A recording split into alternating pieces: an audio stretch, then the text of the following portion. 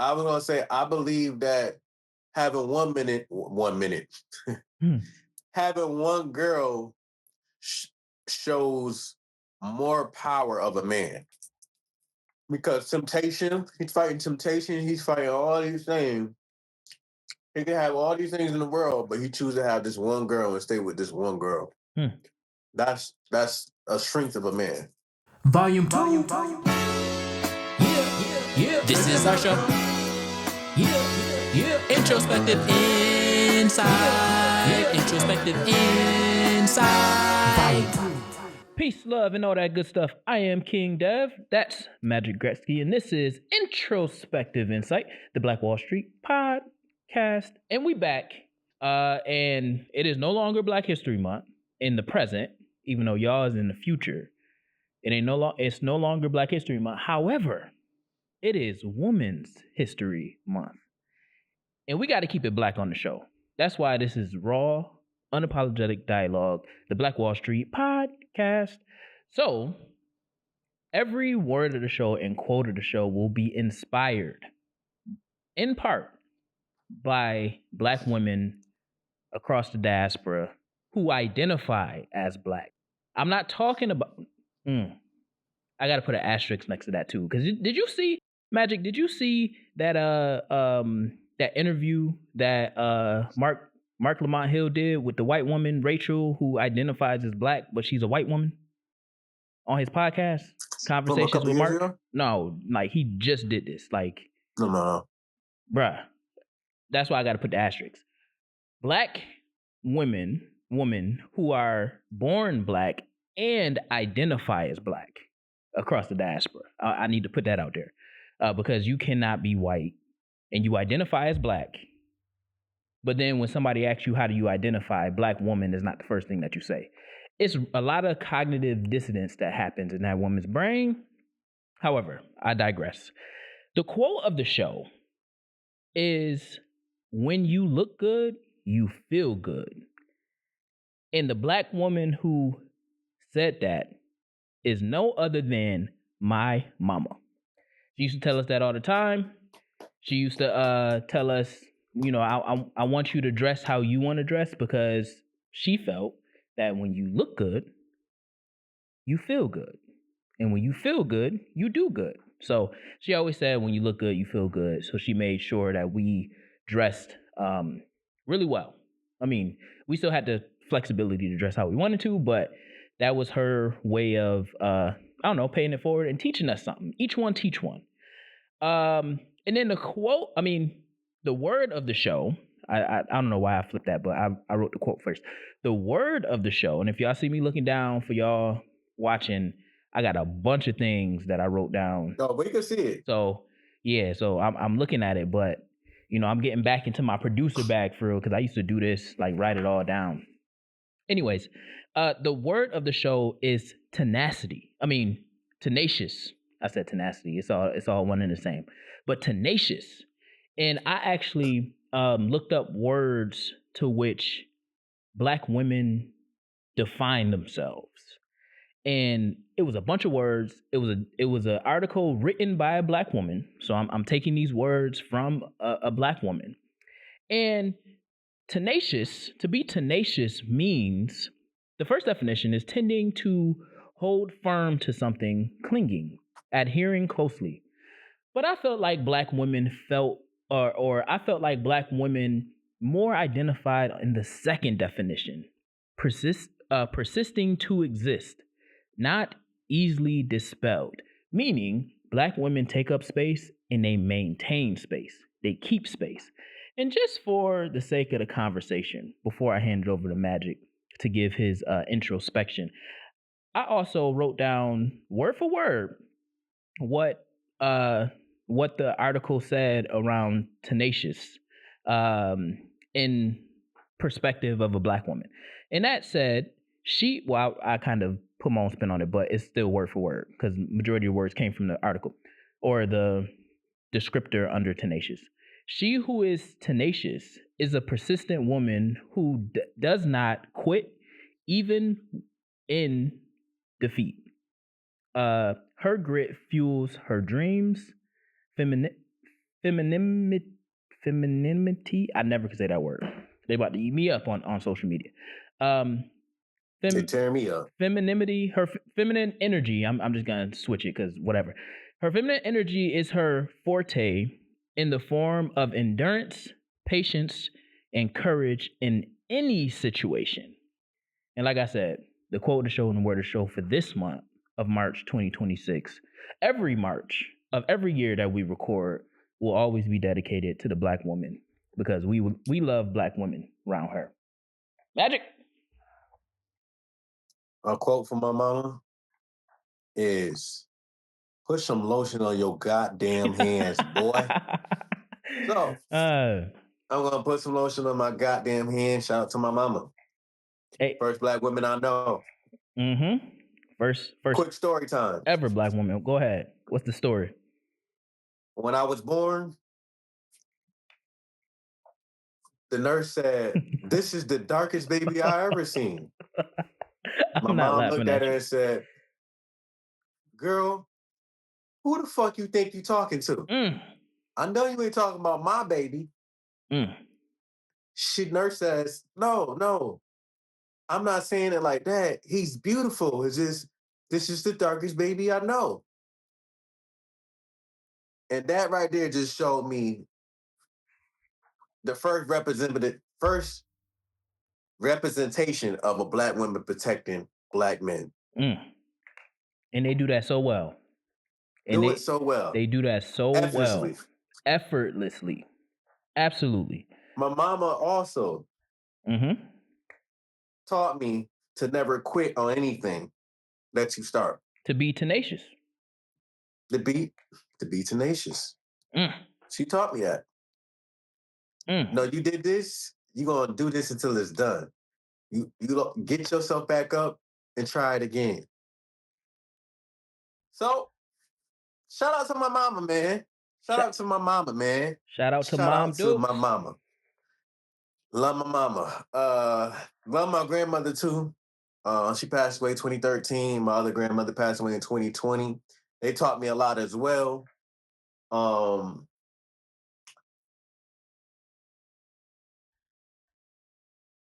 I've been going through it. We was talking about it a little bit before. I've been going through my ancestry. I just started Saturday, and just seeing my grandmother, her mother, and then her mother, and then her mother just gets me into this thinking of how blessed we truly are. I've been saying it since I've been looking at my ancestry, and if I ever had the chance to sit down and talk to them and tell them everything that I accomplished right now, they wouldn't believe it. They because this is something they didn't even imagine. They didn't even think this would be possible. So it just made me really think about how grateful and how grateful I need to be, how much gratitude I need to show, and how blessed I'm truly am. And going back to the last episode or last other episode about legacy and how much more that is important to me. And shout out to all 11 of my sisters as well.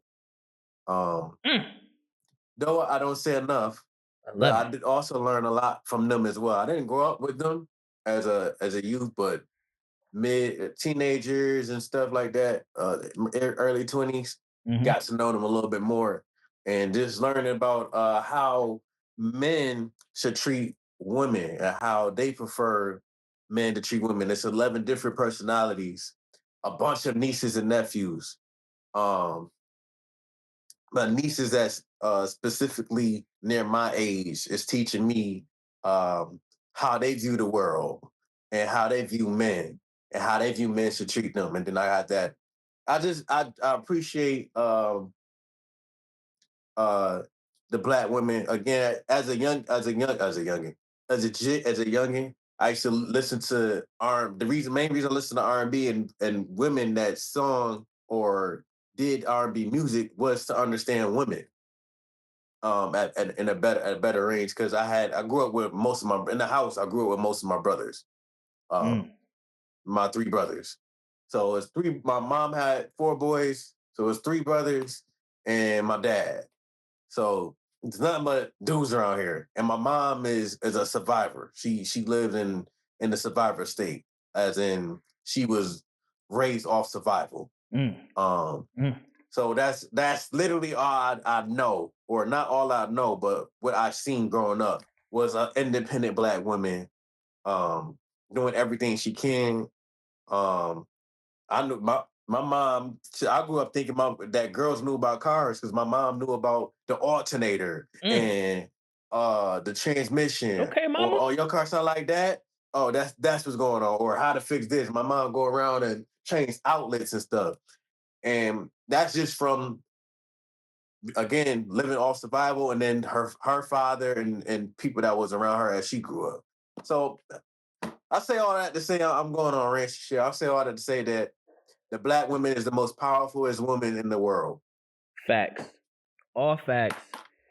I ain't grow up. I actually don't have biological brothers. I have adopted brothers. Brothers by trade. I don't know what to call them, right? Um, but I grew up with all women as well, and I think that's why I can navigate the world with the lens that I have, because I grew up with all women, majority women. It was just me and my dad, and then my dad moved down to Atlanta in '05, so it was just me and my sisters and my mom. So still had a solid group of men around me, but at the same time, when I went home, it was my sisters and my mom, and I was spending time with my sisters, unless I was outside or with the fellas or riding the bike around the town or whatever the case. So even like my R&B taste, I can attribute that to my sisters. More specifically, the range comes from my oldest sister, Amber. That's why I got a favorite song off of Mariah Carey. I think her self-titled album, Mine Again. My sister used to listen to that all the time. It's like track 11. Oh yeah, yeah, yeah. It's Yeah, no, I think that was the Emancipation of Mimi. I think it was from that album. I know. I just know what song you're talking about. But that song, fire. That song, fire. But yeah, I was able to color within the lines because I was able to engage with women for the entirety of my life, and still to this day, right? I I tell them all the time, like, bro, I don't want to just sit on the phone while we breathe, and it's just what comes with my family and me being the only boy and all of that complications, right? But I learned so much from them, from the conversations, and how I know not to manipulate the woman on my end, because I would have to answer to them. So there's like a full circle. I didn't have the brother that was saying do this and do that and don't be faithful or all that stuff. It was the opposite. So now I'm debating with my mom. I remember my mom said wait until you get married to have kids, and I was like, well, what does the marriage prove or solidify? And we had a real good conversation around, like, maybe we should explore that a little deeper, because marriage is not the end all be all. It can be, but that's not the end all be all. There's a lot of things that happens before you can even get there, right? So that message alone can be a little problematic depending on who you're sending it to. But being able to have that conversation with a woman, as also a way for her to make sure that I'm not just having babies out here with the wrong women, is it with the wrong woman is twofold, right? We get to kind of iron sharpen iron, but she still being a mom to say, hey, don't be out here just having no kids, right? But yeah, man, shout out to Black women, shout out to the Black women in my life. And then I'm also surrounded, right? I'm in an industry, which is education, one of the industries that I'm in, surrounded by majority women. So I get to learn from women all the time, Black women in particular. And I love when I run into, a Black woman with her master's or doctoral in any across generations, because I get to benefit from learning from the Black woman, and I give them the space to talk. My other podcast, Off the Syllabus, the Liberated Dreams podcast, is with the Black woman. to which we were colleagues at one point, and now we're friends, and that organically grew so we can build, our education businesses, consulting firms, if you will, through the lens of having authentic conversation and being able to sharpen each other. Iron sharpens iron. So, which is interesting though, because I might as well queue up the well. You talk about survival a lot, Mm-hmm. right? That's your thing. Mm-hmm. And I actually have a clip queued up that I want everybody to listen to, because I want to engage with this and this idea of us living from a lens of survival and then needing a very unique um needing a different perspective in order for us to get out of that survival mode. This is coming from Black Men Trust Black Women Roundtable, presented by Sister Song and BLD Power. I don't know who that is, but it was just a roundtable. Y'all know Pinky from Friday, next Friday. He's in there. That man is hilarious. I was just telling Magic right before we hit record that man is a living embodiment of that character, Pinky. Also have something that I want to talk about a little later around relationships that he kept on saying a few times throughout the roundtable. I still got about, I don't know, 20 minutes of the roundtable. It's an hour and 42 minutes long. But you said something about survival, and I want to go directly into this piece because this has that survival lens to it. And then there's a spin on it that it plagues our community so much. Post-traumatic slave syndrome. We talked about that last episode, where we think that it's helping, but it's really not. So I'm about to play it. Go ahead, play it. Let's hear it. 20, 30 years for them kids. But if they saw anger and this, that, and the third, you can't be mad that they go out and do the same thing with what they saw. It is encouraged that if you take it self, you need to take it self. You need to have couples there. We as men, even wanting to be better, we only have the information that we've been given amongst each other. But we don't have different perspectives. It's okay to take perspectives from white people because they don't have the mindset of survival that we have. So when you hear different, you think different, you move different. You're more optimistic to know how to move within your household. It is my children. I don't care that they're only 9, 10, 7, 6. They have problems, and every black man at this table had problems. So what's your take on that? Because I have a specific take. But I want to hear your take on it. He's saying that black people operate from a state of survival, right? So having a different perspectives from white people who don't operate from a state of survival can help us better understand how not to operate from a state of survival is basically what he was trying to say. No, because the fields the advantages are still fucked up. Mhm. So hell nah, we can't look at them for how to not live in survival. How can we look at somebody that's they never gonna they never gonna be in our position because that's just how the cards is dealt. Two, the cards again is dealt for you to survive immediately before you even enter this world. Is you have to survive. Mhm. You have to survive this medicine we giving you. Your mother while you in here. Oh, she got this going on. Oh, we think she's high risk. Oh, we this and that. Oh, matter of fact, let's not give her any medicine. Oh, but so it starts from there. Um, we just have to overcome ourselves. The more we work together, the better we'll learn how to not have to live off survival. Mhm. Because survival is an independent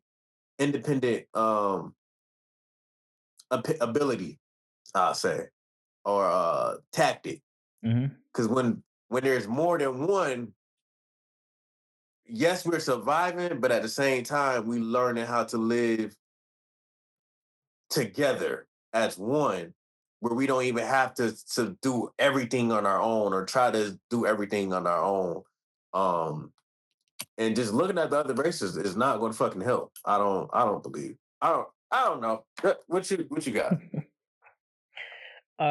This reminds me of when Black parents believe that in order for their child to get a better education, they send them Just sending them to the white urban, schools. to the white schools, urban suburban program, private school, so on and so forth. And part of my gripe with that, part of why that mindset grinds my gears, is because we end up crippling our kids, depending on when they enter these spaces. But we end up ultimately crippling our kids because they have to deal with things that us as adults don't even know how to deal with. So imagine your kid is, did y'all have Terrific Kid at your elementary school, like some type of award ceremony, student of the month or whatever? Yeah, I guess so. Yeah, I guess so. That mean you never got one? Not hell no. I don't recall ever getting that shit. That's funny. So that was But I big, do recall.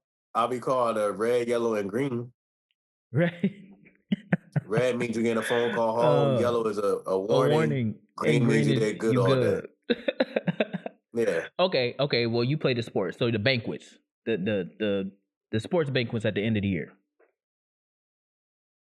Practice. A school assembly, a What? prep rally, something.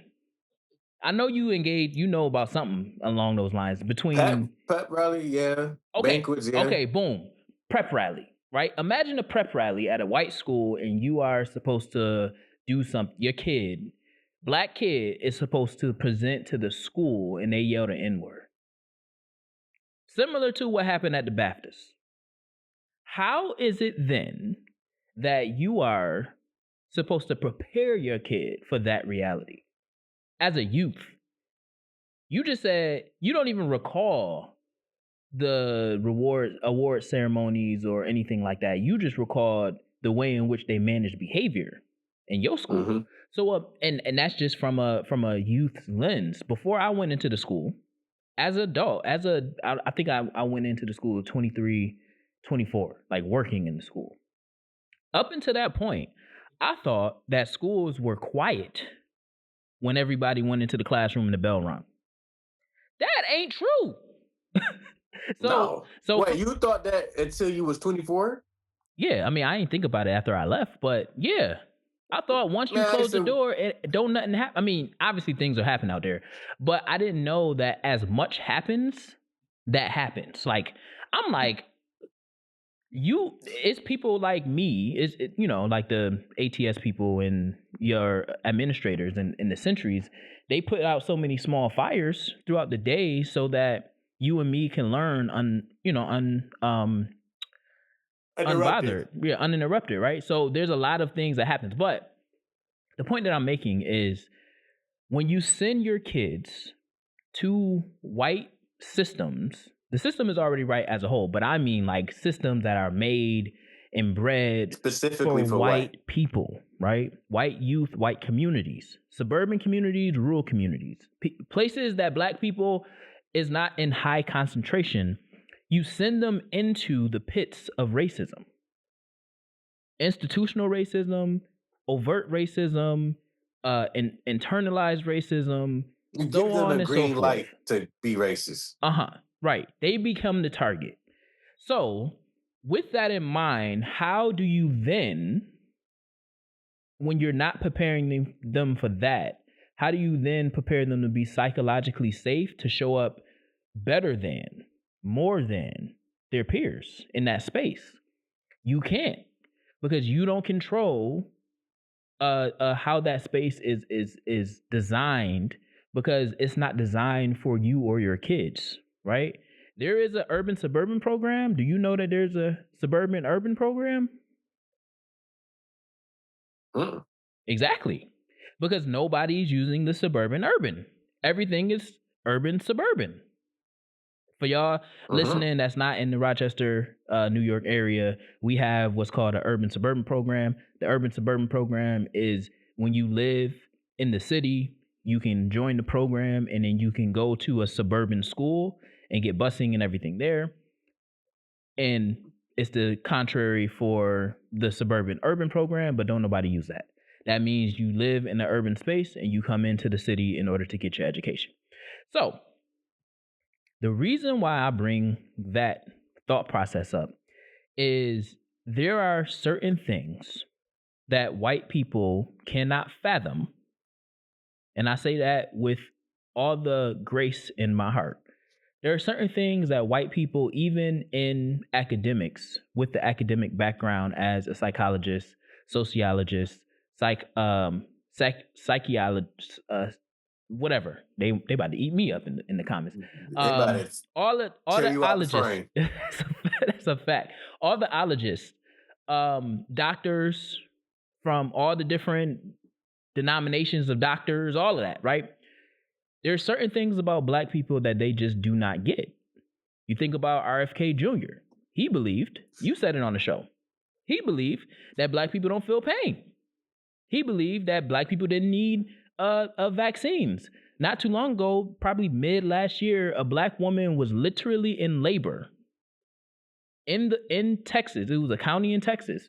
I think it was Houston. Or Dallas. It was Houston or Dallas. The black woman went to the emergency room, and the nurse, instead of admitting her and giving her whatever she needed and taking care of her as a nurse, she sat there doing the intake paperwork as slow as she wanted, and the black woman was screaming in agony and pain.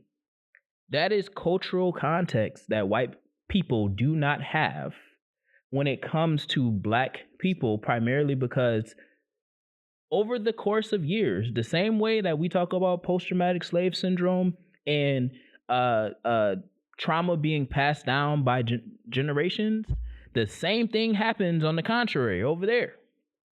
Slave mentality is passed down through genes over the course of generations. So I think that the baseline of this, meaning talking to different people to get different perspectives, I think that that is okay.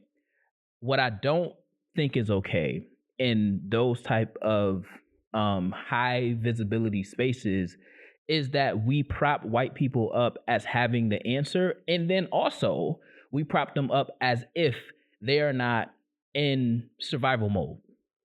There are a lot of people, a lot of white people in this country that we don't talk about who literally live worse than paycheck to paycheck. The problem is they don't see it as that because they still benefit from the systems. The welfare queen was assumed to be a black woman, but really white women benefit from welfare just as much, if not more, not only because there's more white women than it is black women just in terms of numbers, but because there are a lot more white people in rural, super impoverished areas of this country than it is black women in super impoverished places in this country. And that's why you see the congressional maps being majority red in all the other places in the state, and then those small little pockets of blue is because we only stay in inner city spaces. We're not in rural America, and there's a lot of people in rural America that is away from the power structures, the money structures, and the industrial complexes that would then make them even more wealthy than what they already are in terms of the system. Well, the land they promises they never gave us, in other words. Yeah, 100%. And you can't, I think that we do a lot of, we assume a lot when we are talking about what we aspire to reach for, especially in those spaces where we're talking about our own relationship with not only ourselves, other men around us, but then black women. There's no reason why there should have even been a inkling of whiteness coming into that conversation. And it's cool because one of the black men on the other side of the table was like, be careful about telling white people about your stuff. He was like, I didn't say, he cleaned it up a little bit, but just the simple fact of white people being interjected into what we need in terms of our healing and what our kids need in terms of their healing is crazy. It's blasphemy, and we have to be a lot more careful in how we position white people and the type of power that we give them on our journey of healing. So yeah, that's my take. That's my take on that.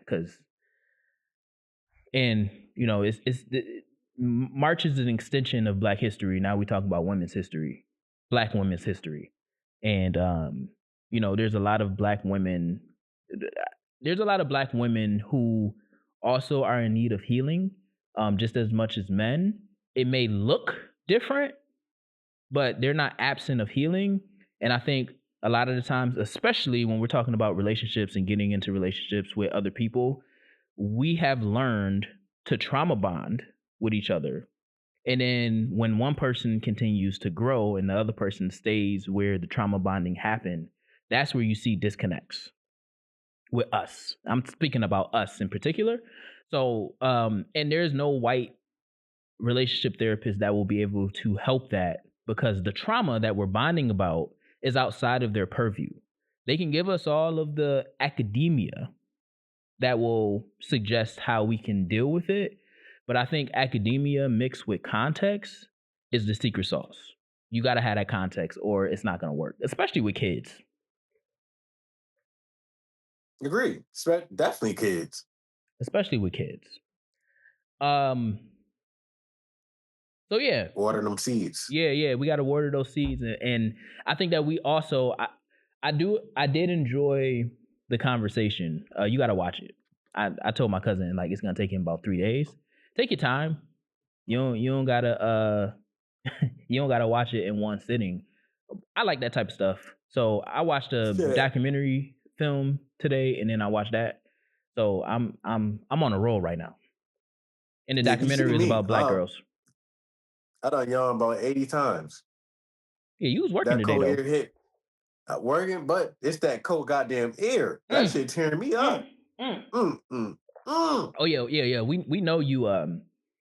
We know you hibernate when that cold ear tearing me up. I was just fine before we started. I was good. Easily. Next thing you know, that woo. You need something. You need something to snack on. That's what it is. You don't got no Starburst today. I don't got my snack. You might got no pineapples. Yeah, the last couple shows, at least when we was like this, you had a snack. The last in person, you was hungry and you was tired. So, I got a little water, but I think that's nah, the water ain't gonna do nothing. I got water too. Water too. So okay. The next piece of this. Mm-hmm. What you got? You know what? I'm gonna stay on the Black in the relationship stuff. Let's do it. And I want to ask you. Well, I'm gonna put this on wax because what's his name? I was about to call that man Pinky, but it works. Clifton Powell. Powell or Powell? Powell. Okay, so Clifton Powell was on there. He's the elder of the intergenerational circle. And one, he is crazy funny. Like, he is hilarious. And it's so funny because one of the guys on there that he got into it, the clip that went viral, he's gay. And he shows up with this like,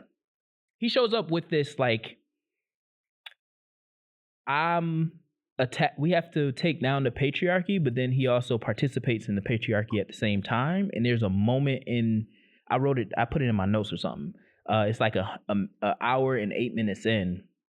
He like says, he calls women the B word, I think. I don't know.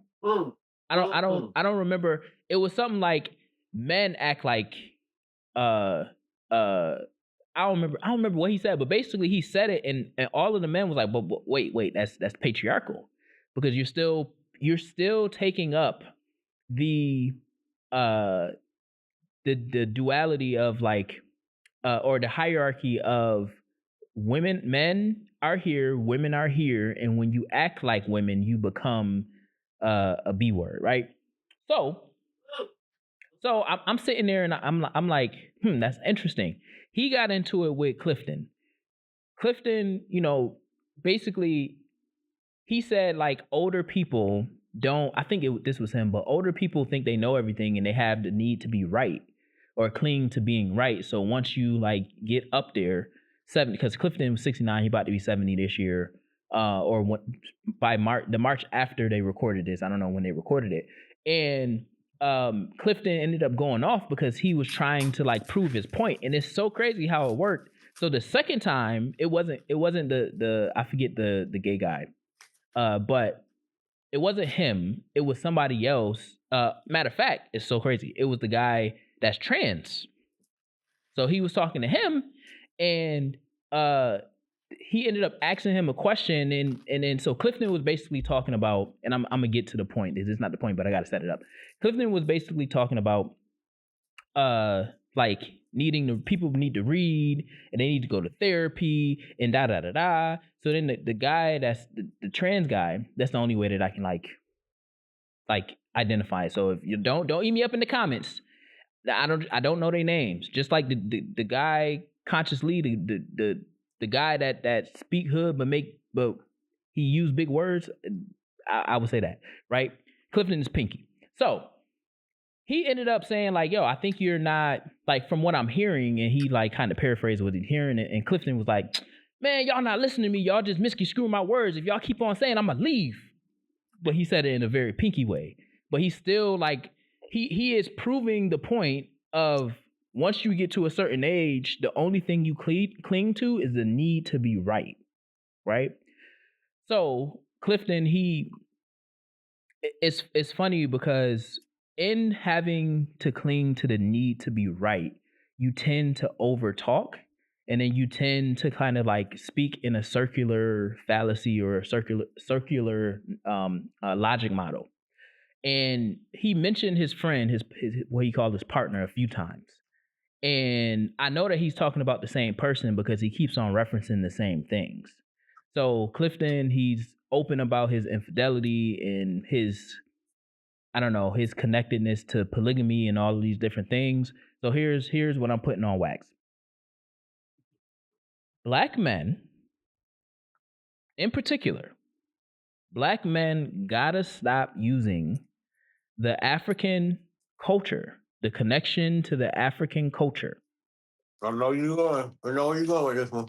and the lack of understanding of that culture as a scapegoat of their bad behavior. Because this man said, in defense of his polygamy, polygamy, not polygamy, in defense of his infidelity of his girlfriend, wife, whatever it is that they are, he said, and at the table with the conversation, and as men, we got to call out this nonsense, is in Africa, they practice polygamy. We're not even supposed to practice monogamy.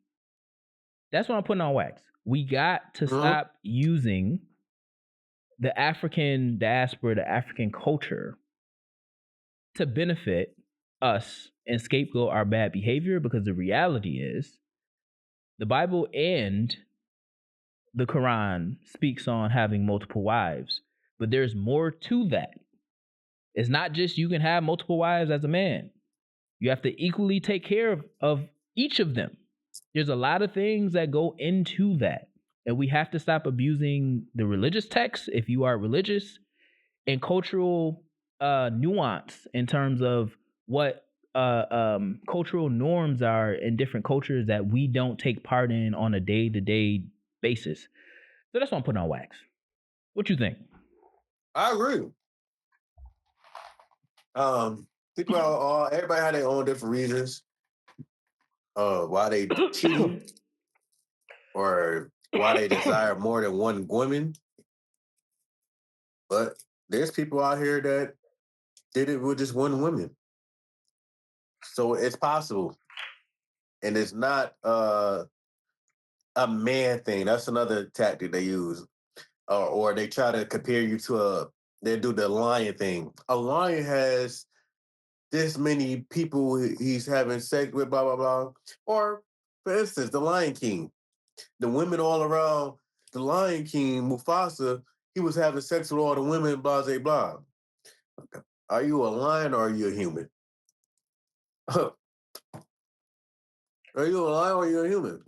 Mm-hmm. Mm-hmm. Mm-hmm. I agree. I agree. I think, I'm sorry, you motherfucker a little juicy. But I think, He got his snack, y'all. I think it's cool. The problem is some people don't think it's cool to have just one girl. It's fine having just one girl and you being set for life. Uh, one of my best friends, that's what type of guy he is. He's a one girl guy. And I admire him so much for that. Because with me growing up, I mean, I don't think it now, but younger, you needed to have or chase multiple women. Chasing one girl is just not the way a man should be living. And that just from the streets, learning things from the streets, and that type of mentality comes from lack of leadership, guidance, Mm-hmm. or representation. But yeah, like I said, it's just a bunch of excuses, man. Well, I seen you point your finger at something I said, or the Lion King. Yeah. Because I it's unrelated. It's unrelated.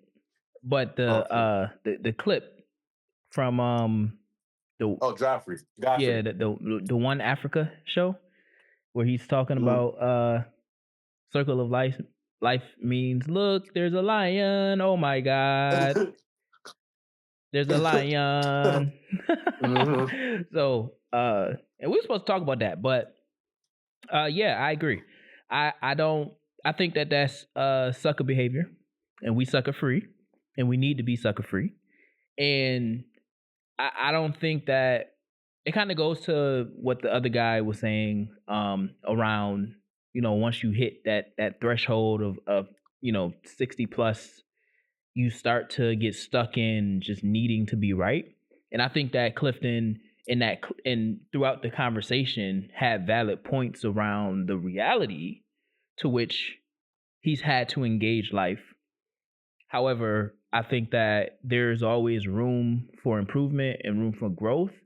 And I still don't believe that even in him saying that he's learned and he got a queen at home and all of these things, I don't think that he's actually learned or acknowledged or explored if he is in fact polygamous or monogamous.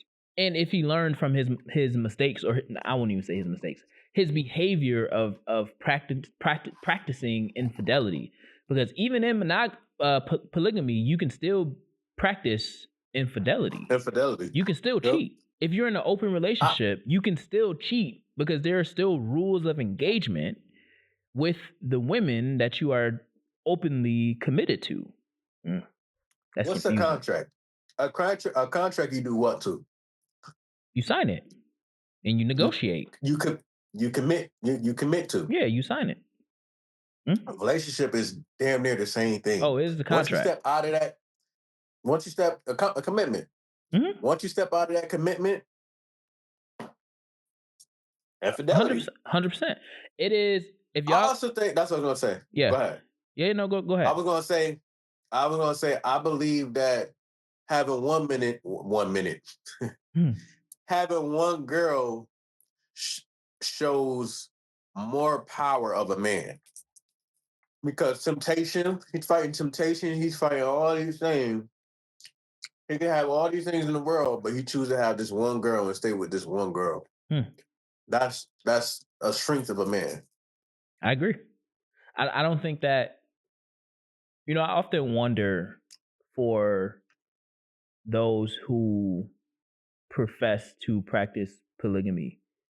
And for the record, polygamy and open relationships are different, because open relationships, you are still committing to one person.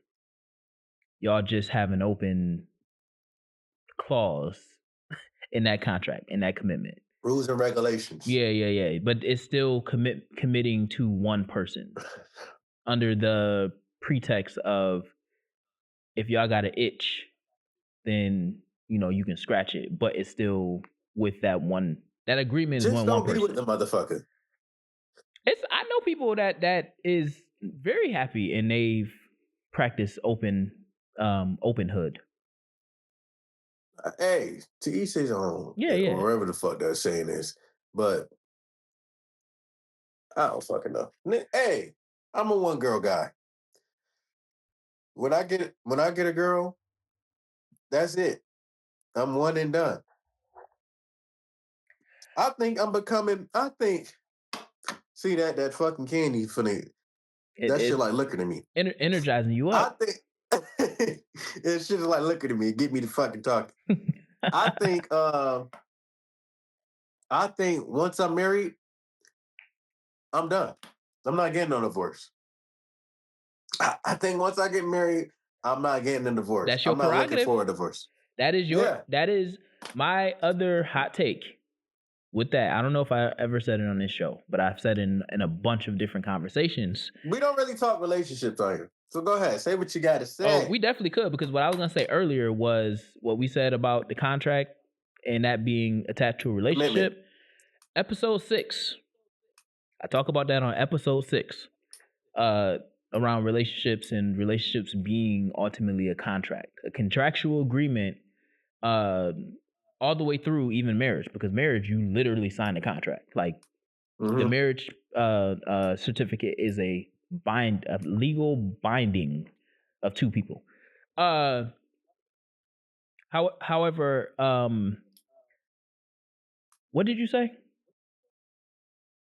I said that once I get married, I'm not getting a divorce. Oh, yeah. So my hot take on that is divorce 9 times out of 10, and I'll push it as close to 10 as possible. It's always on the man, no matter what. No matter what. If you get a divorce, it's because of the man. 9 times out of 10. Now there are some special events that can happen. There are asterisks next to that, right? Because obviously you don't know what you don't know, and you don't know the unknown. However, this is the one gender role that can't be neutral in my mind.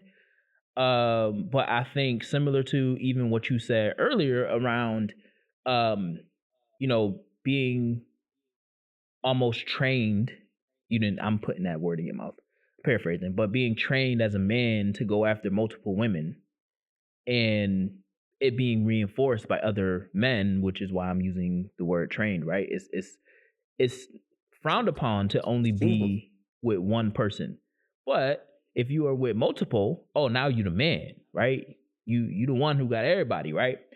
But when you are going into a marriage or even thinking about proposing as a man, you are submitting yourself to the woman.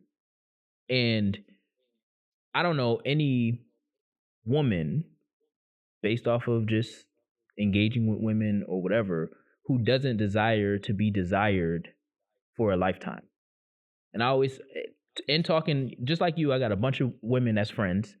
And I always say, if you could have been with the first person you ever got into a relationship with, I bet you that you would have done that. And 9 times out of 10, they like, yeah, I could see it. So it's up to us. We have to do the work. We have to do the work to make sure we're meeting our women where they are.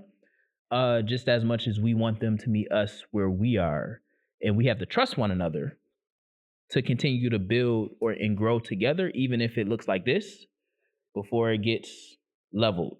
And I know you got something. This is my last thing that I'm gonna say.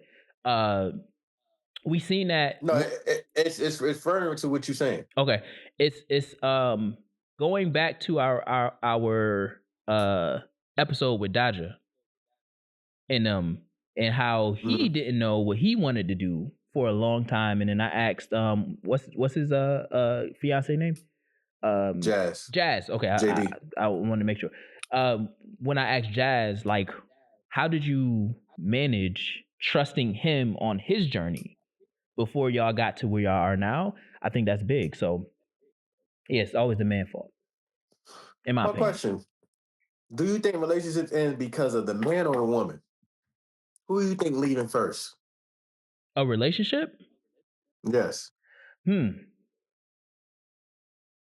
do you think leaving first? Come on, Dad. Leaving first? Leaving first. Who's ending it first? Who say, you know what, I'm done with this? Oh, I think the man. I'll put it like this. I think the man will ultimately leave first. I think the woman will break up with you multiple times to prove her point and to push to get you to see that she won't be around. And I think that it would take a woman multiple times to break up with you and multiple heartbreaks and multiple her taking you back and then her friends, being in her ear saying one thing and then you in her ear saying the other thing, and then she have to make a decision. But it's a journey, it's a process. I done told you time and time again. Now I'm to the point where I'm not coming back. Versus with the man, depending on their background and obviously, their maturity level and all that stuff. Again, putting the asterisk there. Hey, you saying that, and I'm doing like this because you just like you did it again and again. felt like it was a shot at me. Oh, nah. You good. You said the maturity, and I was just like, dude. That's funny. I think that based off of the makeup of that man and who is in his community, he will leave her quicker for what he believes is greener on the other side without even considering what she offers to him as she is on her journey. So I think the man will leave first.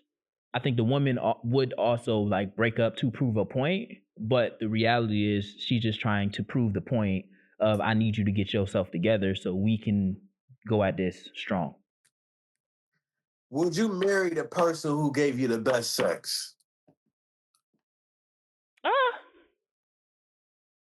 No, I don't. I think that that's an element. I don't think that that's the end all be all. Because that's the same. I've told someone one time that I can cook my own dishes. I mean, I can cook my own dishes. I can cook my own food, clean my own dishes, wash my own clothes. So if that's the only thing you offering, then you all the way at the end of the line. And not to say that I got women lined up, but what I'm measuring in terms of partnership is beyond household chores because I don't believe in gender roles. I'm gonna have to do this similar to what we talked about at the end of the last show. I'm gonna have to pay for this house regardless. But I'm also doing a lot of things to maintain paying for this house. So how do you put into that bucket? How do you pour into that bucket? How do you fill that bucket? Because when you walk through that door, not only am I doing this for me, but I'm also going to find things to push your way and do for you and to pour into your bucket. So what are you, I hate the saying, what are you bringing to the table? Because I don't think that it's a matter of bringing to the table, but how are you contributing to the greatness and the legacy that I'm trying to build? And if you're not, then you have no space for that here. Sex don't build legacy. It just solidifies in human form. It's really just a moment. 100%. It's really me. It's really how can you make my life easier? How can I make your life easier? How can I make my life easier? Or how could you make my life easier for me to reach my goals and create this legacy and how can I help you do the same thing? That's how I look at it. Because at the end of the day, I can't be with somebody who life goals or life dreams don't align with mine. So yes, you can go this way, and I can go that way. I can throw a couple of shit to your side. You can throw a couple of shit to my side. But at the end of the day, we still come back around and we here. Because you are yourself. Facts. You are a woman. You have your own goals, dreams, and aspiration and inspirations and things that you want to do. I cannot control that. But how can I help you get you there quicker than if you was alone? Vice versa for the man. That's how I look at it. Especially at this age. I'm not looking to let me not cuss. But I'm not looking to dibble and dab. I don't know. I'm not looking for that. I'm looking for one woman because I see that having a black woman or being a black man, a successful black man, there's always a black woman on the side. So I would want the same thing. And that black woman, she's not just sitting there. They're definitely the pivot of a black man's life. They're most majority of the time, they're the reason why he got to where he at in the space that they're in right now. And that's the same thing I desire. So like I said last episode, I don't just want a lover. I don't care about dishes. I don't care about washing clothes and wiping walls and walking the door. I don't give a fuck about none of that shit. That's just an add-on.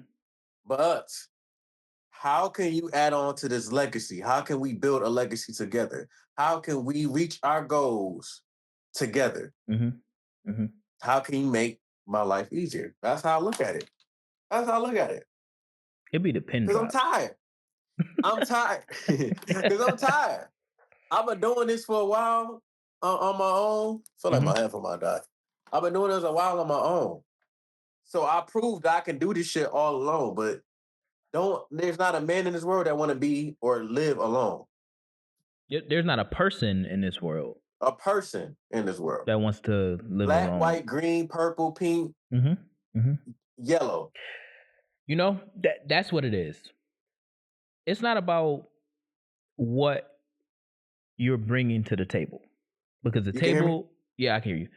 The table is rich. The table is pure. The table is authentic, and the table has everything that it needs to have on it already.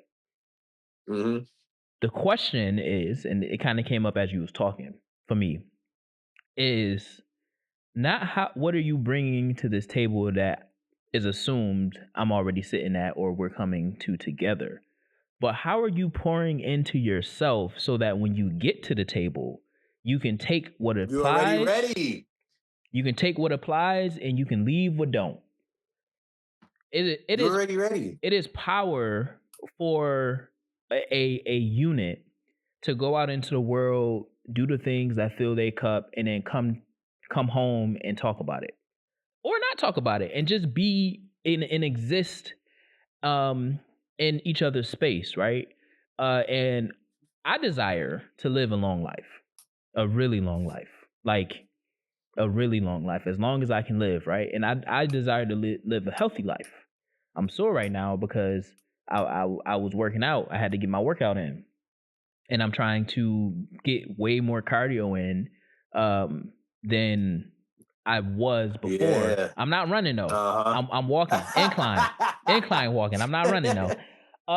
So get to the run, man. So I desire. Well, I'm gonna run on the track in the summertime. But I desire for my person to desire to live just as long as me.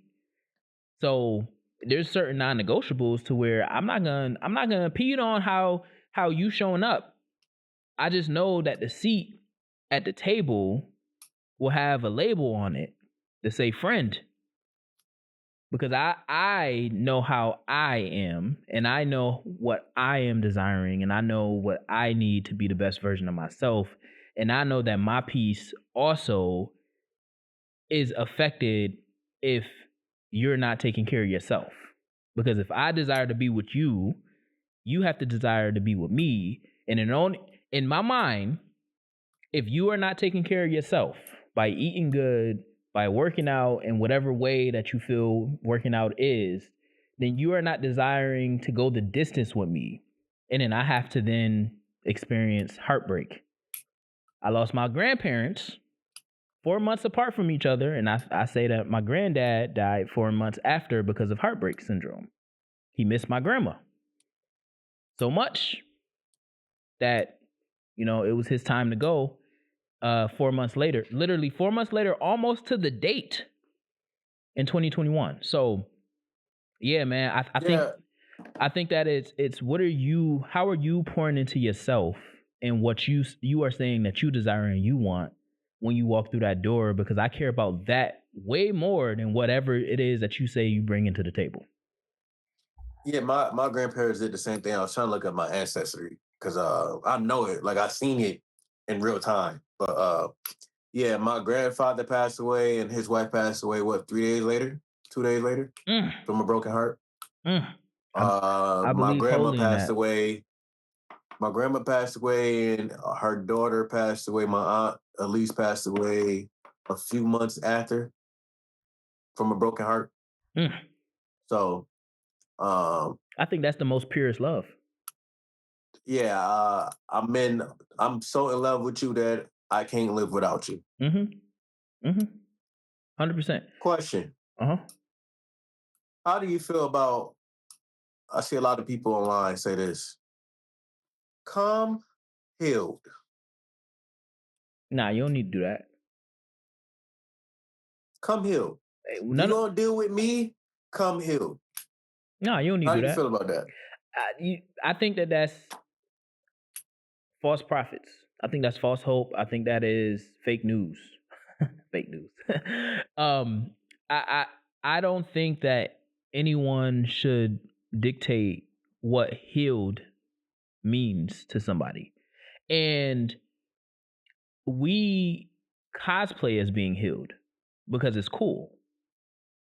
Just like we cosplay being African. What's the new word that's going around that I was talking about? Performative. Performative. Yeah. We cosplay, we perform when it benefits us, right? So come healed, it just suggests that the person who is saying to come healed is not healed. Because you don't know what you need. And this is something that Clifton, going back to that conversation, that he did say that I agree with. And he said that you don't know what you need to heal on or about until somebody comes across from you that knows more than you and say, yo, you need to work on that. Because part of community and the people that you keep around you is all about kind of like maintaining the status quo. It's not a lot of people. You have to be a smart person to keep people around you that's going to consistently challenge your being, challenge how you think, challenge how you talk, challenge how you comprehend, and all these different things, right? Us having this conversation, we're challenging each other to think a little bit deeper than staying on the surface. That's something that's the reason why I enjoy the roundtable talk with men, and I want to invest in having more of these conversations with men, because we can call them on their BS. We can get passionate with each other. We can get loud because that's how we communicate, but the message stays firm. It stays secure. So I think that we have to what was the question again? Because I started. Come healed. Oh yeah. So I think that we have to understand that the rose grew from the concrete. Hip hop didn't come from something that was healed, and that's the greatest art form ever. The most lucrative art form ever. The most lucrative culture ever. And as Tupac said, the rose grew from the concrete. That's talking about the people. in these concrete jungles that don't care about nobody, but at some point the rose found the sunlight, it found the color, and it found the energy necessary to grow in between the cracks of what was paved over, the dirt that was paved over, right? So I think that you don't come healed, you come ready to explore a healing journey. And then at that point, you can define what healed is. I read the 8 Rules of Love by Jay Shetty, and one of the rules was around understanding that how you were taught to be loved is not the way that your partner was taught to be loved. So what you experience from your partner in the context of love is how they were taught to be loved based off of how they were loved. So you, Magic, you talk about your mom being in survival mode and how it was more survival than it was what's the other what's the other one? Love. Love. Okay. It was more survival than love, which means that whoever it is that locks Magic down has to understand what that means and what that comes from, how that affected the chemical makeup of your brain and how you process information and how you engage in conversation and how you understand vulnerability and all of these different things, because the way that you were taught to be loved is fundamentally different than what she was taught to be loved. And once you understand that, you both get to go on a journey together on teaching each other how to love each other, which then you create a different form of purity when it comes to love. And maybe we will truly experience something called unconditional love that I feel. I don't think that unconditional love necessarily exists as commonly as we say it do, because we put conditions on a lot Hell of no, things. everything. Yeah, conditions on everything. Yeah. That shit don't exist. Mhm. All right, so I brought up some questions. Well, yeah, I'm gonna ask this question. You know, I always got one more at the end, very end. Yeah. Is would you like to be with someone that's alike? Like you are like that person, your personality, everything, you got a lot in common, or would you like someone that's a bit different from you? Mm. I don't know. I don't know how. I don't really know how to. I don't know how to answer that, because I know how I am, and I believe in. I put everything on a spectrum, and I think that the closer we can get to the center of the spectrum, the more balanced we are, which is in line with like chakras and things of that nature. So, I think that there is contrast in opposites, but there's also comfort in similarities, right? So I think that there has to be a balance, but I think the contrast comes in areas that I lack. So the differences come in areas that I lack, and the similarities come in areas where I enjoy. So I enjoy to work out. I'm not a bodybuilder or whatever. This is not my living, but I enjoy to take care of my body. I enjoy to have conversations that are healthy for my being. I enjoy taking care of my mental, emotional, and physical, right? So in that space, we need to be similar. But when we're talking about a type A versus type B personality, a going with the flow versus somebody who is a planner, yeah, we can be separate. Obviously, we can coexist being the same. I'm a very go with the flower. But if I have a planner, that works because a lot of my work is all about planning. A lot of my filmmaking and stuff is all about planning. Zenzi is really good for Ryan because she understands and she has a skill set of a great producer. That's why he can direct. That is opposites coming together to make an empire. I don't desire somebody who is completely like me, because I don't think that at some point I think that we would grow apart, which is crazy to say, right? I think that for me, I don't think that's crazy to say. I think for me, my person will always show contrast in areas that I feel I'm weak at, which means that I am the person measuring that. So I can come across the most beautiful woman in the world, but if you're not contrasting where I need you to, then you become a friend, and I'm okay with that. I'm okay with allowing for you to live your life and experiencing somebody else that you feel can give you what you need. Uh, so yeah, I would say there's a balance. What Yeah, about you? it's somebody just different. Put me on to different things that I want to think about. But at the same time, be a like of wanting to live long, wanting to work out, wanting to eat healthy, understanding there is balance. Life is a balance. Mm-hmm. But when it comes to uh, your music taste or where you want to travel to or your food, you're a foodie. I'm not a foodie.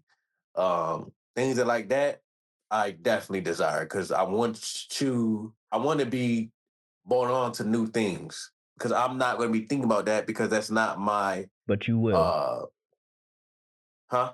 I said, but you will, as in she will. So then you. Yeah. She would. Yeah, Mm-hmm, yeah. mm-hmm, So now she's putting me on the things, and I'm putting her on the things. Just when you're around, you like to be around people you learn it from.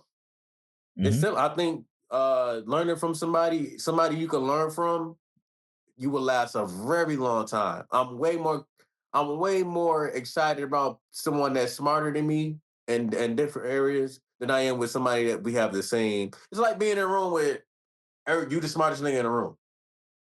Word, word. That shit is Horrible, ass. horrible, It's horrible. Yeah, I don't want to be bad. the smartest nigga in the room. Mm-hmm. So I want somebody that have a higher intelligence in areas that I don't have. That's like and vice versa. I think that would last very long. So that's something I desire. I don't want um too much of the same. Like I don't need a fucking twin. I don't want that. It's not something I desire. Yeah, yeah, I agree. So I got a question. I know you got Yeah, questions, come but on. I got a question. Related, unrelated. Uh, what do you feel about Cam Newton saying that women lose value? Oh, okay. I thought you were gonna say something else, so you can't read it. Go ahead. Oh, I can't even see that anyway. But Yeah, good. women lose value the more kids she has. He said this like a Yeah, I few know weeks exactly what ago. you're talking about. He's talking about was this Lex P in the Poor Minds episode? I don't know if it was that episode, but it was around that Or is time. it one that or Cause, Lady 'cause London, one of them? it was on his podcast though. I don't think it was on the Yeah, Poor it's his Minds. podcast. I don't know if it's Power Minds or Lady London. But yeah, How what do you I think feel about that? about Women lose value with the more kids that she has. I think it depends on the man. Cause some men don't want kids. So they might look at her as she got them already for me. But that doesn't take away from what she can do for a man. It- Or again, what she can bring to the table. Is that her value though? What's a woman's value? Cam says she loses it every time she have a kid. So so a woman's value at one kid is more than a woman's value with five kids. Meaning, what I am understanding, how I understand that is a woman with one kid is more desirable than a woman with five kids. I guess so. I think it's preference. I don't. Do you think that the kid um insinuates value? Like do you think that Depending on the man, what he prefers. mm, Because some men, like I said, some men want women with kids. They don't want kids, so they want a woman with kids. Maybe that turns that man. I don't know. Some men don't want a woman with no kids. They want to start their own family. mhm, So mhm. I think it really depends on the man, but it also depends on what the man trying to. What are we doing here? Like, are you looking just for sexual intercourse? Are you looking for a relationship? Are you looking for marriage? What are we looking for? So I don't. And with Cam Newton, I don't think he's looking for marriage. Mm-hmm. He's not looking for a friend. I think he's looking for sexual intercourse Oh because yeah, he doesn't. yep. He said yeah. He doesn't. He's not talking to women just to be talking to women unless it's a business Because he knows her. He knows exchange. himself. Mm-hmm. He knows himself. Yeah. So Nonsense. yeah, I don't know because one of my questions was, do you believe that men can have platonic friends? Platonic friends. Well, in his verse, platonic Yeah, his is friends. platonic. Platonic. So Platonic friends. the short answer to that is yes. There is no reality that you should not have platonic friends in this world. And if you cannot have platonic friends in this world, Something's wrong with you. then you lack self-control. Right? And one thing I teach my kids in the education setting is you control every decision you make. You control your body, you control your mind, you control what comes out your mouth. You don't have Tourette's. Calling back to the last show. And even if you did, you control the environments to which you advocate yourself to be in so that those environments are ready to receive you, right? So, if you cannot have platonic friends of the opposite sex, then you lack fundamental self-control in life in general. Period. Mm. I don't think that I think that I learned so much from my friends that are women. I learn from all my friends, but my friends that are women provide me with a different lens and perspective on not only the things that we engage about, but also how I should conduct myself with my love interest, right? And how they engage their love interest, and when I help them with their love interest, and vice versa. That is a very healthy thing because we don't know what women think because we're not women. So when we have friends that are women, they can help assist us in understanding why it is that women do certain things or think certain ways and all of that stuff, and vice versa, right? And then what I'll say, I think that also goes to the value piece. I think that if anything, a man with more kids holds less value than a woman with more kids. Because part of a responsibility, you said it earlier, around marriage, I'm one and done. That speaks to your character. That speaks to your value. That speaks to how you see and think through life as a whole. Once I commit to this, we hitting the ground running. Nothing's gonna break this commitment. We gonna decide on that. That is high value, right? When you think about a man, and when you think about pregnancy, for the most part, this is kind of going back and calling back to my concept around men being the reason why marriages don't work. Men is also the reason why kids happen. You know how to pull out. You know how to pull out. We talked about this on the show before. My cousin. Yeah. For those of you this might be the first episode you listening to, the short answer is he called me one day and he said, got my girl pregnant on accident. And I said, what do you mean it was an accident? He was like, it felt too good. So that mean it was a choice. It wasn't an accident, it was a choice. But even prior to, there's things called condoms. Now they not 100%, but they close enough, right? So I think that as we are thinking or talking about value and who is devalued, I think the man and how men are taught to hop around and desire multiple things and not sit on sit in one concept or one career pathway, or they're not taught to only go one direction, and they're taught to explore so many different things. We are taught to not see value in one thing. We're taught to see value in multiple things, and whichever one hits is the one that hits. And that goes all the way to careers as well. We don't only see one thing. You want to be a rapper and you want to be a basketball player. If I can do both, I'm higher in value, right? Whereas women are socialized to go at one thing. You need to be a wife. You need to be a mom. You need to have a great career. You need to only do this. Don't worry about sports. Don't worry about music. Don't worry about all that stuff. Just be on the through and through, straight and straight. They benefit from that. We don't. What if a woman have multiple kids with one man? And they're not together, or are they together?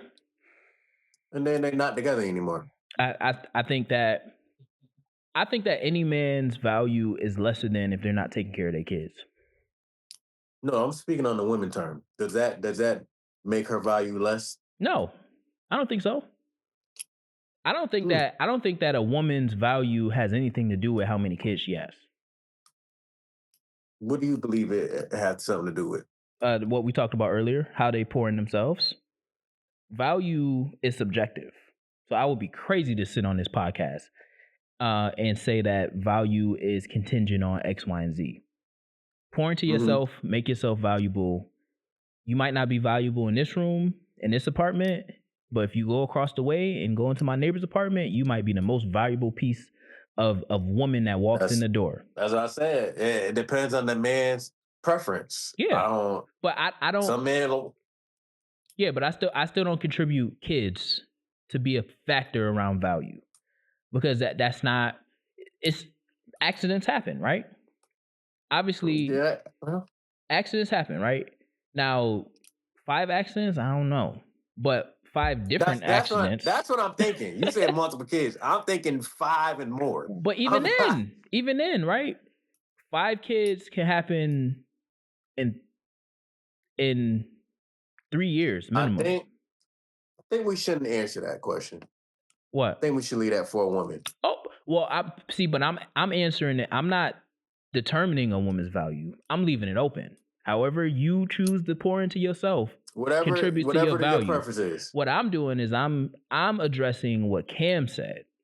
And I'm saying that for a man to have multiple kids actually devalues him, especially, in all caps, if you don't take care of your kids. Even if you have one kid and you don't take care of your kid, you are not a valuable human being. Not at the moment of you not taking care of your kids. Obligations. No, I agree with that. Obligations. Taking care of your kids is a big part of a man's value. How could you devalue a woman with 1 kid, 2 kid, 3 kid, 5 kids, 10 kids, and she take care of all of them by herself? Most men don't even understand how to take care of 1 kid. And we're talking about, I'm general blanket. If you had 1 kid and you were a single dad, you would lose your mind. Because you would then have to embody everything that a woman does in terms of nurturing. Everything. Nah. As a man, you should never, obviously, again, asterisks, because special instances apply. But as a man, you should never put yourself in the position to not be able to take care of kids that you decided to put into this world. That's what I got. I'm gonna think on that one. I think I'm gonna bring that back up next episode. Hey, bring it back up. Because I got the question: what's the value of a man? So I think it's a little bit more than. So yeah, hold that one. But I have a question for you, because I think this will help with that question as we revisit it. My question to you is, how would you define manhood? How would you define manhood? Mm-hmm. And or no, I'm gonna have you define it. The integrity of a man. You gotta tell me more. That's too surface level. The Everybody say they integrity got of a integrity. man. Whoa. Say that again. Everybody say they got integrity. Oh, I thought you said everybody got integrity. Yeah, no, everybody The said they got integrity integrity. the integrity of a man. The honesty of a man, the integrity of a man, the honesty of a man, the braveness of a man, the self-care of a man, the self-care of everyone around him. We ain't a country that look as men as the superior gender. So that superior gender is supposed to take care of superior. Yeah, I'm trying to shorten up. That superior of a gender is supposed to take care of everything. Uh-huh. So kids, take care of the kids, take care of a woman, take care of yourself, build a legacy. You basically just making sure everything is all good. Knowing how to answer problems, knowing how to find solutions for problems that you don't know. All that is part of manhood.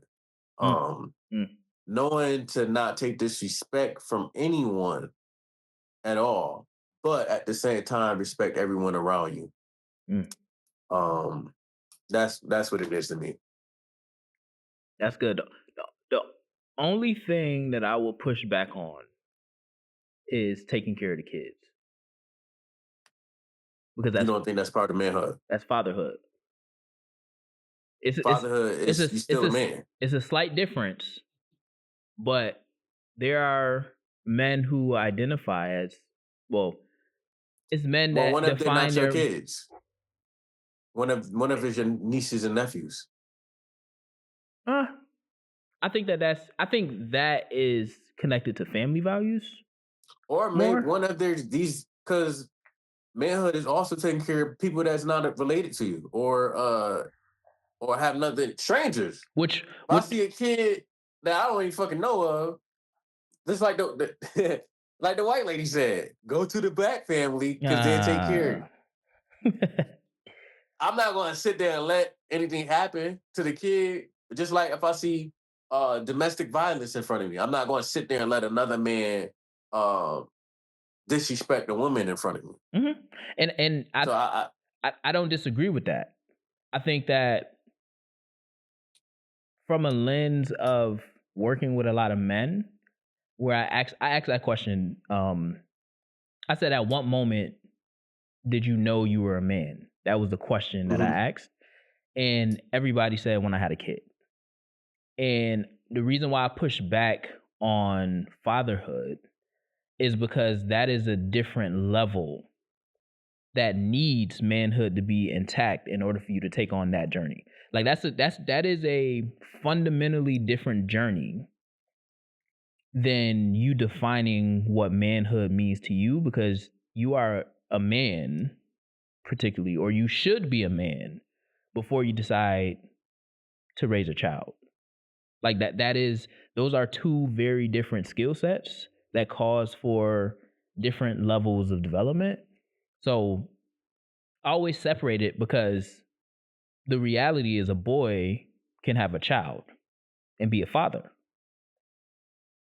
So when we connect manhood and fatherhood together without making a very thick line of like fatherhood is the only hood ship, I guess we making that word up. The fatherhood and motherhood are the only hood ships that can exist if you are a kid and an adult in like late adolescence and then early adulthood and then obviously late adulthood.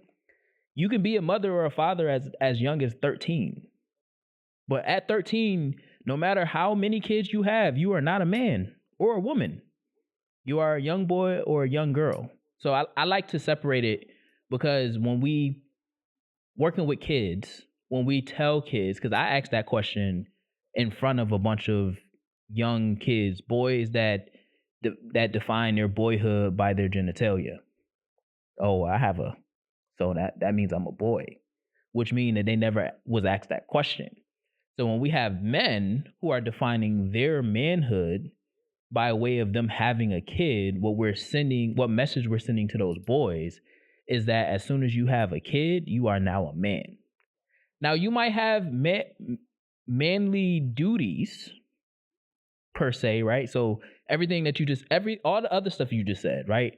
You might have to engage with that a little bit earlier because being an ignorant young boy is not gonna fly when you have a kid, or being an ignorant young woman is not gonna fly when you have a kid, even though those things will exist. You're still developing as a person. Your brain is still developing and all that stuff. So I always like to kind of make that clear distinction of fatherhood and fatherhood and motherhood are fundamentally different journeys that can happen as soon as you hit puberty. And those happenings doesn't necessarily help to define manhood or womanhood, because you still have to learn how to be a man or a woman, and that only comes with time. So, will you have to learn how to become a father as well? Yes, but that is a skill set. And there's a lot of people now, I work with parents, so there's a lot of parents now who don't know how to parent, because the other part I have just written down on my paper. I don't know why, but I haven't written down. But to be a parent forces you to engage with the kid who is also finding themselves. So, like, if you don't know yourself and your kid is growing up and you have to teach them about themselves, but you don't know yourself, then both of y'all going on a journey, and it's the blind leading the blind. So I think that, yes, fundamentally, or in theory, but in practice, motherhood and fatherhood is a skill that you learn with time, and there's no like endpoint, because the endpoint is always moving, because that human that you're are in charge of raising is also learning and growing and engaging with parts of the world that you never had to engage with. So So, wouldn't you be able to say the same about manhood? not necessarily. Not Because necessarily. being a man is developing certain skills. Yes, but It's you. not. It's not a. I wouldn't say. Um, Majority of the stuff is skills. Mm-hmm, mm-hmm. I would say the only difference is if you decide to be a woman right now and completely scrap your manhood, there is nobody dependent on you to even make that make sense to them. If you decide, if you had That I don't know what the fuck. What? but again, right? If you decide to not be a man right now, that affects nobody. That's basically what I'm saying. If you decide not to be a man right now, if you decide to go opposite of everything that you just explained what a man is, that wouldn't affect anybody. Now, people will have their opinions, but it wouldn't affect Because nobody. It's an individual journey, and it's always going to be an individual journey. Yes, I agree. Now, when you're talking about motherhood and fatherhood, there's always an asterisk to every decision that you make, because it affects somebody else that's dependent on you. So if you don't go to therapy, that affects them. But that would be part of your manhood. It's an element as well. It's an element, but can a boy? Because you said providing. You said something along the lines. I didn't say providing. Nope. You said something around taking care. I'm trying to remember. Of everybody around you. Taking care of everybody around you. There you go. Can a boy do that? Yes, A 13-year-old can take care of everybody around him. it happens. But can they do that without having to depend on somebody else? It happened. So a 13-year-old is has the ability to go Yes. out and make a career living and take care of everybody around them.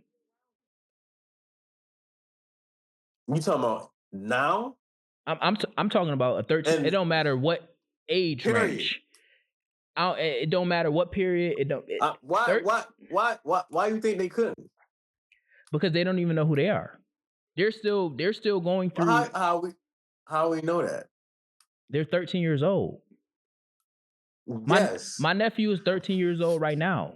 There's nothing that he can do to take care of me outside of him taking care of himself. But my mom took care of my niece, and my mom wasn't even 12.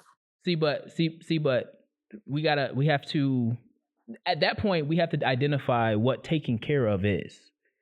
Baby. Yeah, that's what I'm saying. But so how can you say a 13-year-old boy can't? So what you are saying is that what a 13-year-old boy can do is equivalent to what a man should be doing.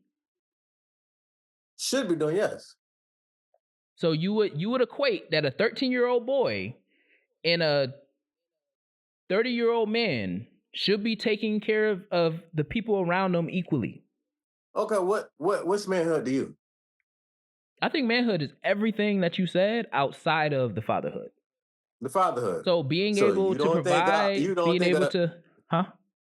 You don't think a 13-year-old could provide? No. Or a 13-year-old haven't provide? No. But it happened. I think that 13-year-olds, really, honestly, all the way up to all of adolescence, right? I think that they can find the means to provide, but that's at the expense of something. So we have to. But they found a solution. Yes, they found a solution. And what is finding a solution? But it's at the expense of. This is the thing. I'm not saying he is a man. I'm not saying that. I'm just saying they can pull it off. Oh, I'm not disagreeing with the pulling of it off, right? What I'm saying is, even in pulling it off, you're still sacrificing something in order to pull it off. But you're going to sacrifice something almost every year of your life. You're going to sacrifice something. Do you have to go to school right now? I don't have to, but I can go to school. Right, it's a choice. So you would then choose to sacrifice something in order to go to school, in order to, I'm putting this in air quotes for those of you listening, to advance your life, right? Mm-hmm. Can a 13-year-old decide not to go to school? Yes. At the expense of what, though? I know I'm leading you to that answer, but at the expense of what? What, them not going? What you gonna say? Education? If a 13-year-old decides not to go to school now, who gets in trouble? Yeah. Legally. See that?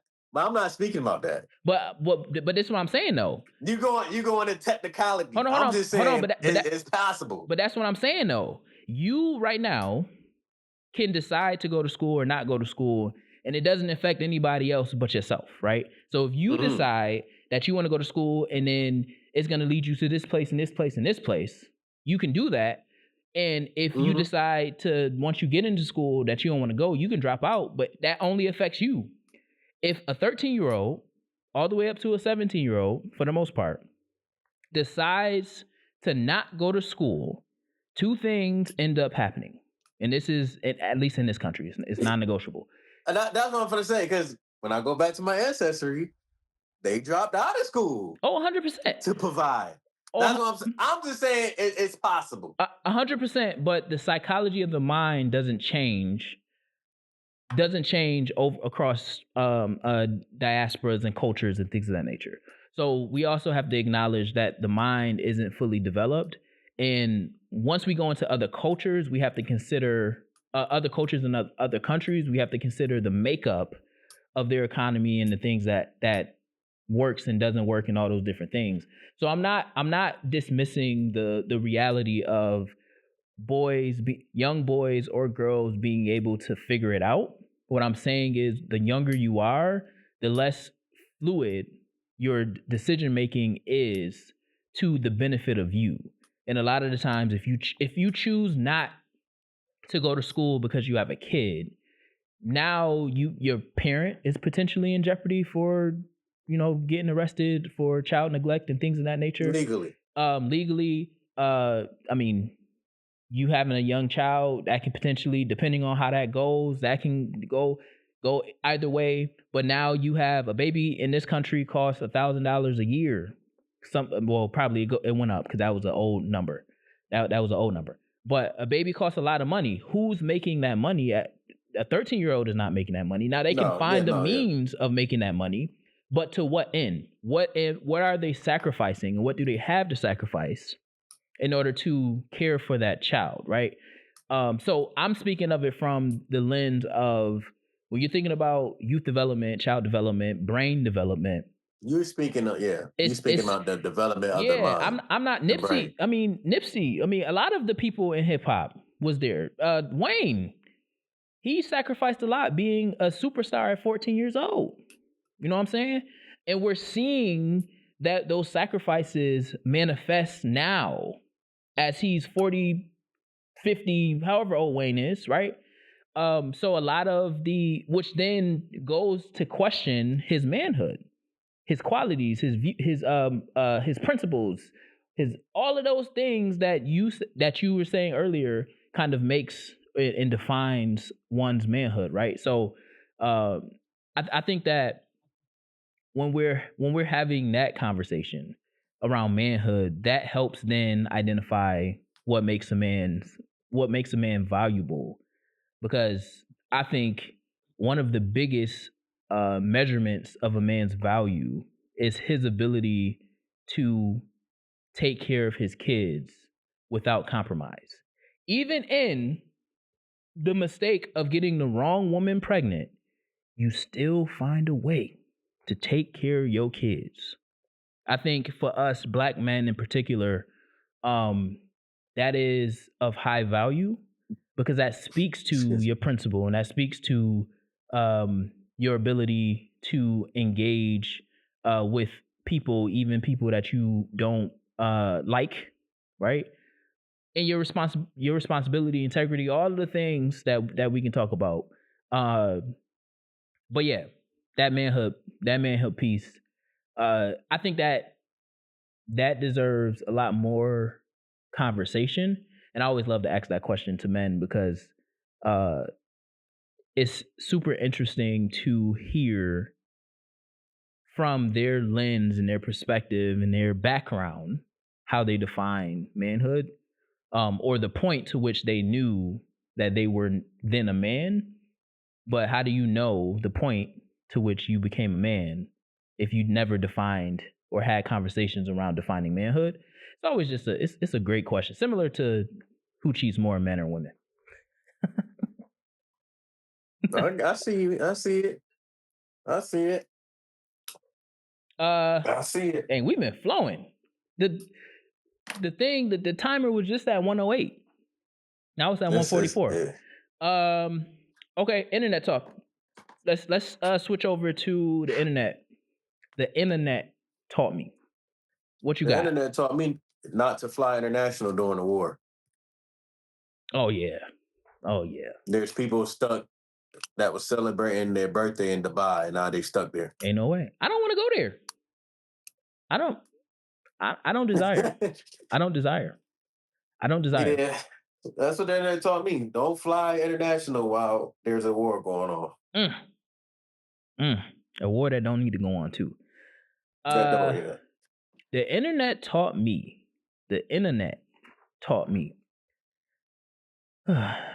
How to code. So I was this is my other thing. This is all my you see that? A bunch of Yeah, I see it. a bunch of gibberish. A bunch of gibberish, right? That So paper thick as hell. no, it's not. It's a regular one. My thick paper is over there. I do got thick paper in here. That shit standing up straight. Uh, Or this fake. This Because fake I paper. was bending it, so illusion. So I was laying over there on the couch after I edited our episode and stuff, and it was all done. And I keep on seeing these videos of the like LSPD mods for GTA 5.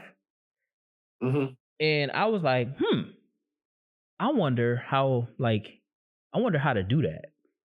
And I kid you not, I spent all day yesterday. Well, I spent the last couple hours of Saturday night, or Saturday, because I had to like turn on my gaming PC and all that stuff and re-download or make sure or figure out where my GTA 5 copy was for the PC. But I spent pretty much all Sunday modding my GTA. So now I can like play that. That's what all this is. But I can play the mod version of GTA. So you know how they be like jumping like the Hawk and stuff like that? I know how to do all that now. So the internet taught me how to code. And it's not even really coding, but you just do like the text files and I don't know, the computers is interesting. But yeah, I went on the internet and it taught me how to do that. So now I know how to mod my GTA. So when GTA 6 you come gonna show out, us? oh yeah, I'll figure something out. But yeah, now when GTA 6 come out, oh yeah, give me all the extra guns. I just can't. You just can't play like online or something because you'll get banned. So it's only it's only local play. But yeah, that's what the internet taught me. Okay. Yeah, I'm over here learning new skills. I was texting my cousin, like, bro, I'm over here coding at this point. Like MySpace. Yeah, Backgrounds yep. and music and all that. Yep, and you do the true false and all of that, and you do the color, and you got to know the code, and you copy and paste it. Yeah, 00111FF. Yeah. Kids don't understand what we went through back in the day. I just showed my my nephew my Game Boy Color and my iPod. I don't remember what the big iPod was. The 60 gig.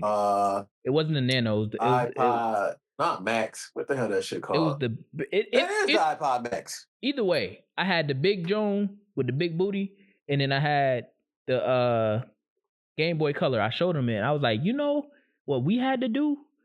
We had to we couldn't even sneak and play the Game Boy Color because there was no backlight.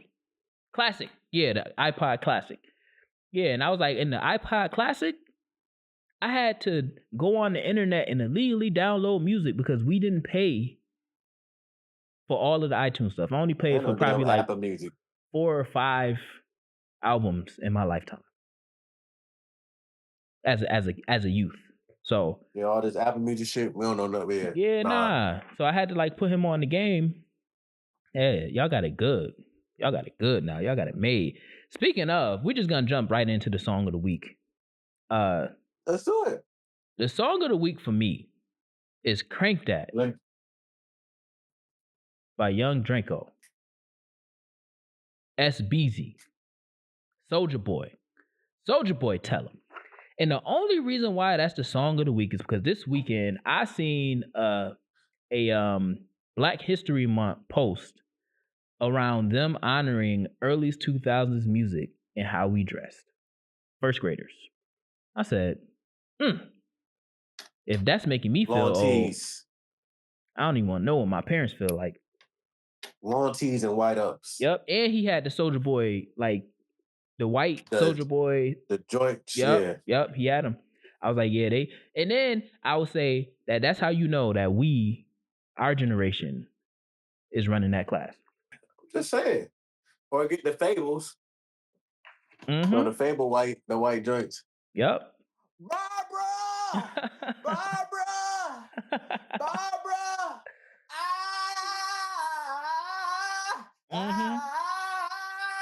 Yep.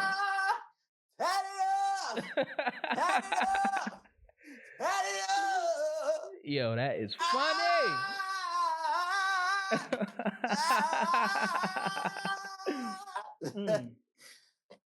Oh man. My song of the week is Chance the Rapper. Ride. Ride me on ride. Chance.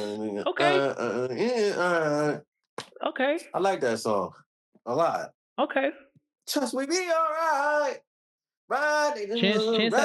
Chance has a very unique sound, I would say. Fight. We gonna fight if they wanna fight. Yeah, I like that song. Word. I actually have to listen to his album. I've never listened to it besides I was in LA and my cousin was playing it. I have not listened to his new album. Yes, I thought or his newest from album. what I heard when my cousin was playing it in LA, it sounded pretty good, but I'm gonna have to sit down and actually listen to it. Yeah, maybe that'll be on my list at some point. I just downloaded a new book, so I'll probably be reading that. Yeah, I'm on my Ancestry right now, so I'm locked and loaded. Hey, then you'll have a great conversation with my dad because that's what he do. He trying to make a business out of it and a podcast. Good. Mm-hmm. He get deep. Like he found. Well, at one point, I don't know if it's true because I never met him. But he found, or he said he found lineage connected to LeBron James and our family tree somewhere. I was like, I mean, cousins, 3 times, 4 times removed. I don't know. Yeah. But we are related to Joe Thomas. He grew up with him in Alabama. And Ruben Studdard. I actually talked to Ruben a few times. I'm sorry for 2004, and I ain't no more. I remember when he was on American Idol. You said you did what with Ruben? I said I've talked to him a few times. Oh, you talked to him? Yeah. So I can actually say, because we acknowledge each other as cousins, so I can say like that's my cousin. Yeah. I'm gonna take this one chance and make it real clear. I'm sorry. See, that's the thing about men. That's another thing. Look, I'm starting up again. That's another thing. Men ain't fucking sorry for a year. They're only sorry for a moment. Yeah, what a I moment. said Until they leave. They get in the car. Until they leave. Yep. Men ain't sorry for a year. They're only sorry for a moment. Because this is what I'm sorry for. 2004. He was sorry for 2004. Yeah, he was sorry for 2004. And he said he ain't gonna mess up no more. September, October, November, December, January. I'm sorry. 2004. We got to figure out what he was sorry for. Wait a minute. Hold on. That had to be he had to mess up. Like, he had to mess up worse than... He had to mess up bad. Yeah, because I'm trying to think of some of the lyrics he said. It's like someone not and no one at the door. Damn, I'm sorry. I don't know if he even said that. It's like with no room and no more. That is Damn, funny. I'm so sorry. Hold on, let me look. One second before you move on. Wait a minute. That's funny. This nigga released that song in 2003.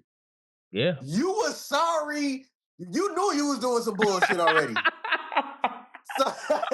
You knew you was going to do some bullshit. So you already apologized in 2003. Oh, shoot. It's legendary. This nigga is sorry before the year comes. Bro, and I'm sitting here like, yeah, not thinking that that's the year before. Oh, shoot. He was sorry. This is my sorry for 2004, and I ain't gonna mess up no more this year. I'm gonna take some real time and make it December 12th of 2003. Nah, but it's still not 2004. It's still, yeah.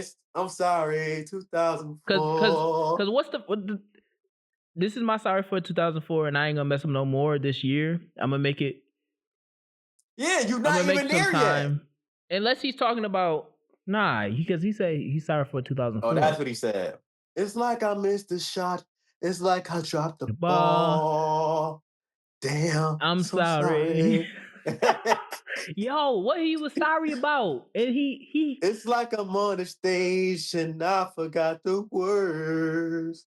Damn, so sorry. It's like buying a new house with no roof. Oh, that's the part I was talking about. It's like buying a new. Oh, it's like building a new house with no roof and no doors. Damn, I'm sorry. It's like trying to propose and I ain't got the ring. okay. Oh, I need you. damn. I'm I sorry. need you to come back with a theory next week or next About what's about what he going on talking with about, Ruben. because now you got me thinking, and I'm gonna have to listen to the. I gotta find the context because he released it in 2003, but he's sorry about 2004, and I was gonna say that maybe he's sorry for 2004 because they're not gonna be together, so he's really talking about 2003.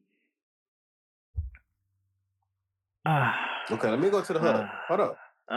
But girl, I'll apologize a million times before. So here it is. So here it comes again for all the wrong I done. I don't know. I gotta look into this. Yeah, I we gotta gotta look listen. into this one. We gotta. Yeah, we need a magic theory, because I'm looking at the lyrics. I'm trying to understand. I'm gonna just say one thing that I'm understanding right now is that he fucked up yeah, a million a million times times, a million before. times.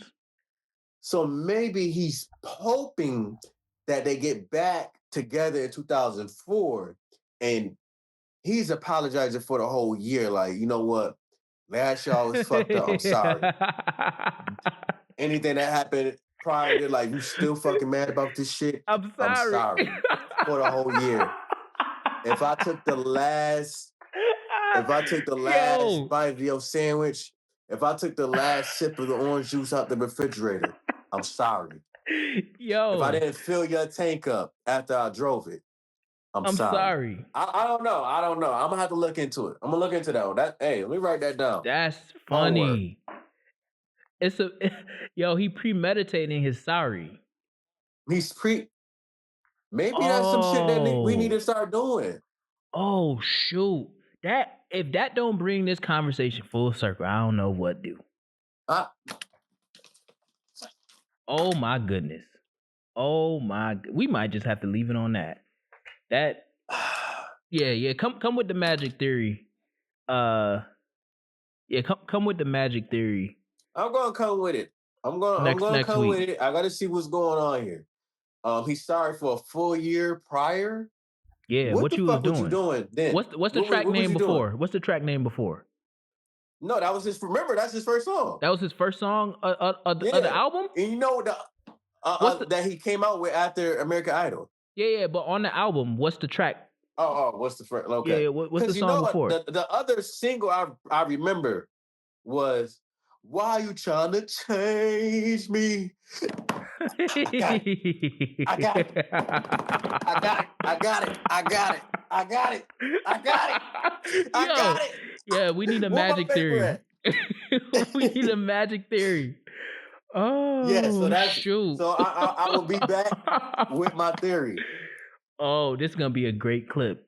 Oh And man. when I do theories, I listen to the song thousands of times to figure out what the fuck going on. So Yeah, this would be my it's just like when I'm making the treatment for a video, I gotta listen to the song. What am I seeing? What am right. I seeing? What am I seeing? What am I hearing? What am I hearing? Yeah. I will Nah. be back next week with a Ruben stutter theory for sorry for 2004 and so on. Well, with that, I will leave y'all with uh a message that I wrote down that I've been thinking about as we close out the show, which is watch your old shows from your childhood as an adult. And if you have kids, be a kid with your kid. They are needing that connection. They're needing the type of childhood that we grew up with, because our childhood depended on connection. So I'm gonna leave it at that. Magic got his theory. coming next week. Y'all already know I'm King Dev. That's Magic Gretzky. Dang, that's Magic Gretzky. It's a tongue twister. It's a tongue twister. Magic Gretzky is a tongue twister? Yeah. Or are you hungry and you tired? I am hungry. I'm not tired, but I'm hungry. And I'm in pain. I'm hungry and I'm in pain. I'm King Dev. That's Magic Gretzky. Y'all already know. Bring another set of ears for next week's show, because this is Introspective Insight, the Black Wall Street podcast, and we out. See you soon. Come back next week. Introspective Insight. Introspective Insight.